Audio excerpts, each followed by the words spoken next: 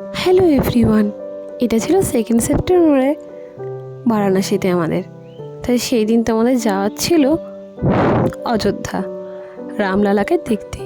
কিন্তু আমার এতই শরীর খারাপ হয়ে গেছিলো, প্রচণ্ড অ্যাসিডিটি, যাতে আমি একদমই শরীরটা একদম উঠতেই পারছিলাম না, প্রচণ্ড বডি আর যাচ্ছে তাই বমি।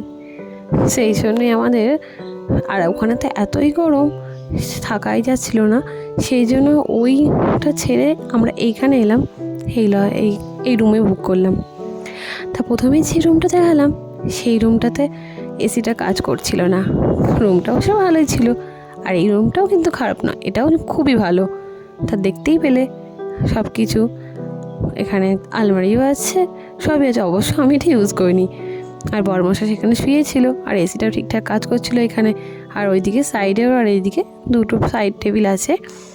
আর আমি ব্যাগপত্র আর বার করিনি, মানে যা ছিল সেটা আর কিছু আলমারিতে রাখিনি, যা ছিল সেমন রেখেছি। আর এদিকে ছিল একটা ব্যালকনি, জামা কাপড় মেলা ঠেলা, ভিজে জামা কাপড় কেচে উচে। আর আমার শরীর প্রচণ্ডই খারাপ ছিল।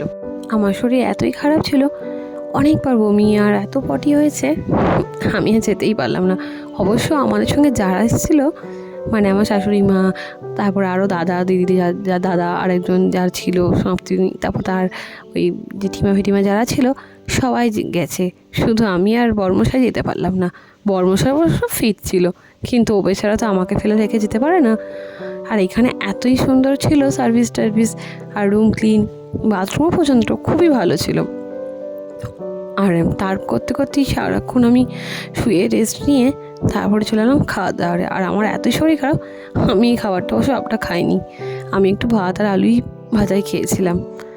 তারপর শরীরটা সন্ধ্যাবেলা ঠিক হওয়াতে বড়মশাই বললো, চলো যখন বেনারসে আছি চলো একটু ঘুরেই আসি গঙ্গার ধার দিয়ে। তাই সেই দেখলাম গঙ্গা আরতি হচ্ছে। বেশ, গঙ্গা আরতি দেখে একটু টুকটাক বাজার টাজার করে চললাম আবার রুমের দিকে।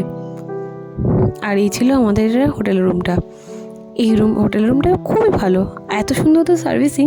আর আগের রুমটা তো কথাই আর বলছি না, মুড অফ হয়ে যাবে, অতি বাজে।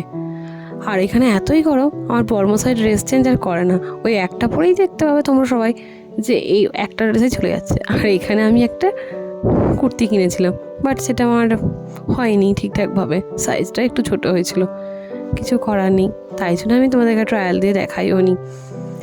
আর যাই হোক, রুমে এসেই দাঁড়িয়ে একটু দেখছিলাম, তারপর ওই একই খাবার আমরা অর্ডার করেছিলাম, ওটাই খেয়ে দিয়ে শুয়ে পড়েছিলাম। আবার আসছে পরের পার্টে, ততক্ষণ তোমরা খুব ভালো থাকো।